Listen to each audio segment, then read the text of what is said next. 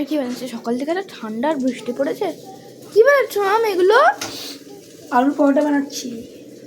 আলুর পরোটা? ও আজকে তো বৃষ্টি হচ্ছে, অনেক ঠান্ডাও আছে। আলু পরোটা, বাহ কি মজা। ঠান্ডা। এইও এখানে আটা সেনে রাখা আছে, আর এইও আমি পেঁয়াজ রসুন আদা কুচি করে থেতো করে এখানে আলু এখানে আমি মিক্স করছি কড়াইয়ে, সেনে নেবো আলুটা পুর করার জন্য। ওয়াও।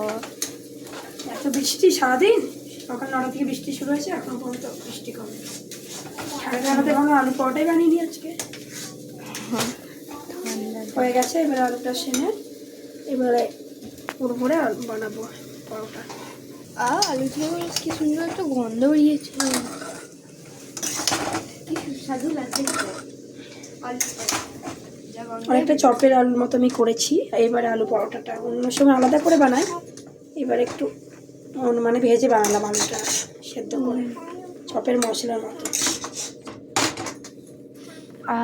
কি সুন্দর সেন্ট।